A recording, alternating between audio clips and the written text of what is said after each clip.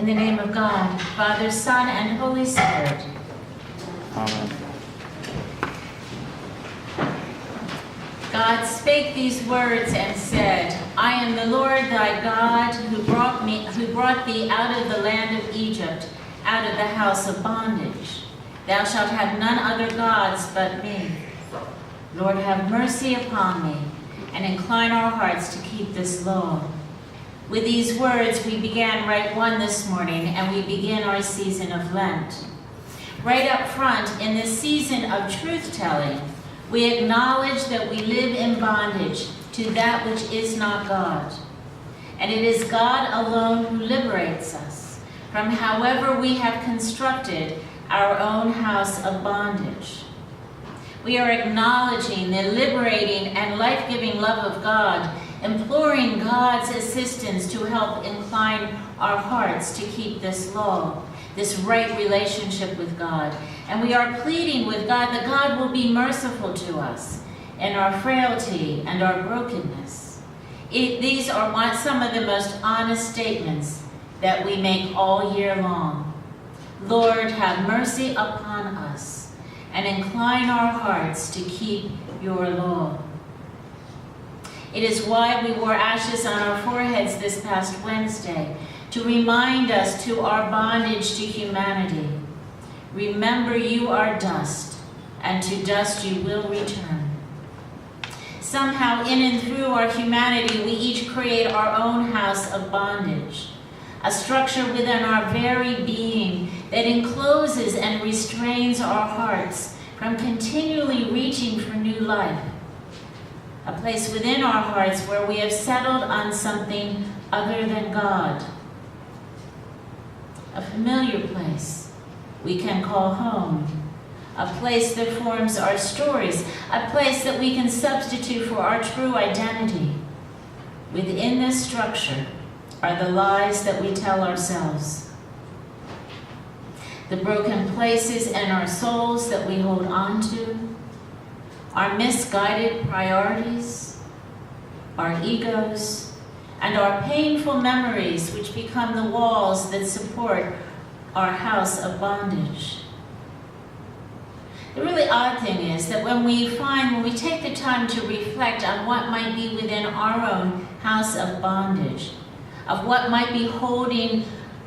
may be holding within ourselves that is holding us back from our complete love of God, we often find that those things within us are things that we may consider to be good, such as our desire to be well-fed, or our need for safety, or comfort, or financial stability, or influence to make a positive difference in the world, or the power to do what's right in our lives. These are all good things, and we believe God desires them for us, but how we hold them matters. That is one of the nuggets of truth in our gospel story. Are these reasonable needs controlling us? Or are we able to hold them in the right balance with our love of God? Are they keeping us from, or are they directing us toward, the liberating and life-giving love of God? It can be said that our desire to stay safe keeps us from the liberation of living life to its fullest as we age. It can be that our desire to be financially stable means we hoard our money, rather than giving it to the common good, taking care of ourselves first, rather than trusting in God's providence.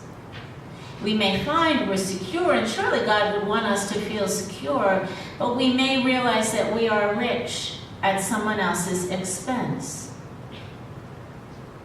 Or maybe our desire to have the power to do what is right in our own lives gets misdirected, and it becomes all about controlling our lives by doing what we need to control other people's lives, and we have suddenly lost the ability to look at others as God looks at them.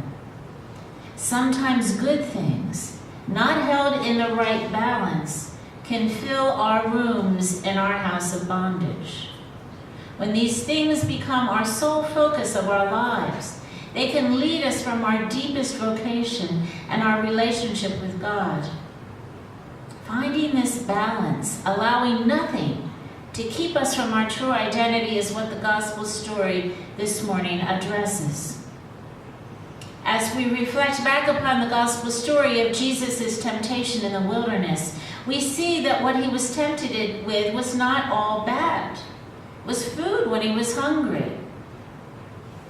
Authority over all the kingdoms and to be able to live as God without limits. But if Jesus had succumbed to these temptations, he would not have been holding them properly in his heart, and they would have become obstacles to his oneness with God, rather than allowing his true vocation to emerge. We can understand the devil's testing Jesus, because the devil in Luke's time would not have been seen at all as a force opposing God, but rather as an agent of God, with the job of searching out the truth in one's heart, as a method to see if Jesus really is as solid as he says he is. And as you remember, this story comes immediately after Jesus' baptism, when the heavens opened up and the dove proclaimed, "This is God's beloved Son." So Jesus had to figure out, what does that mean, and upon what to build the foundation of God's mission.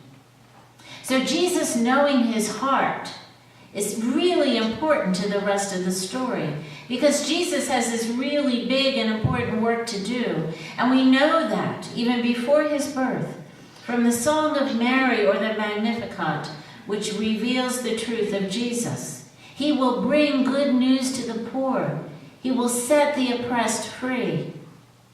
And we hear it again, of course, in the beginning of our season of Epiphany, when Jesus unrolls that scroll in the synagogue in Nazareth, and he proclaims that same message of liberating and life-giving love into the world for all people.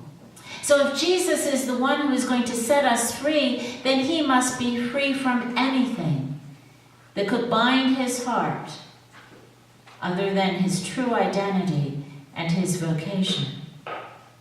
It was the Holy Spirit that led Jesus into the wilderness for this deep spiritual work of cleansing himself of those inner voices that would tempt him to search for his own comfort, his own power, his own agenda.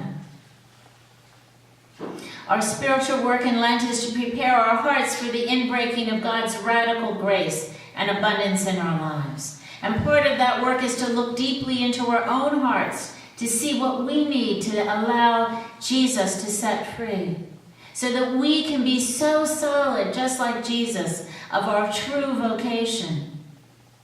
Being in the wilderness, as Jesus was, is part of this spiritual work.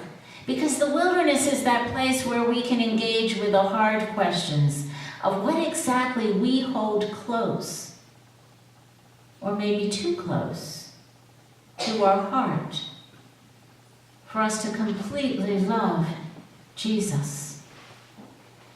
The wilderness is a place where we dare to face our own demons, and we can unpack those lies that have been told about us, that have told us about ourselves and God and the world in which we live.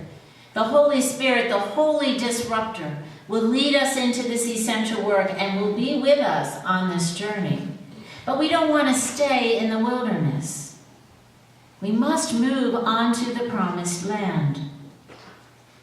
And we will do that because Jesus will raise us up. We say on Ash Wednesday, "Remember you are dust, and to dust you shall return."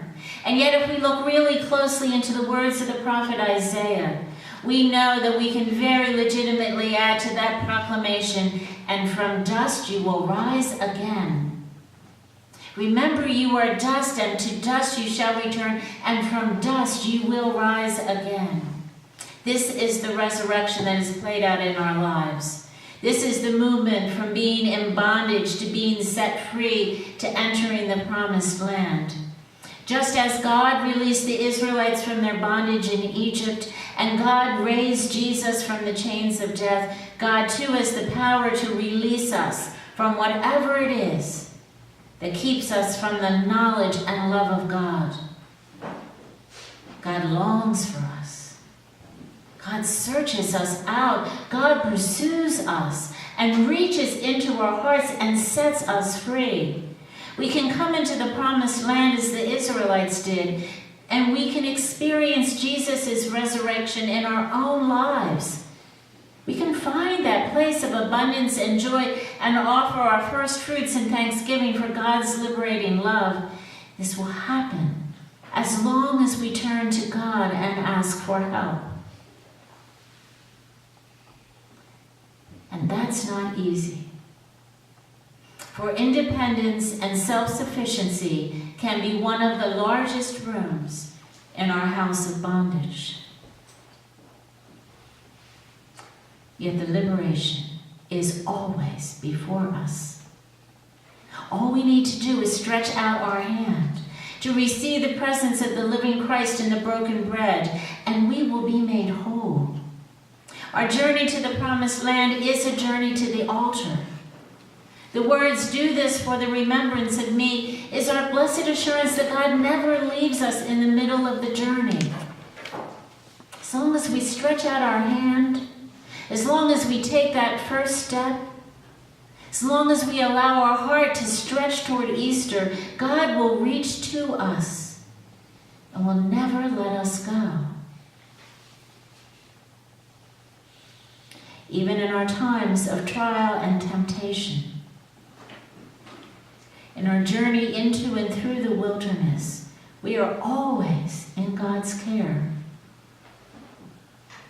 And that enables us to act with grace and boldness in seeking justice and wholeness for all, just as Jesus did.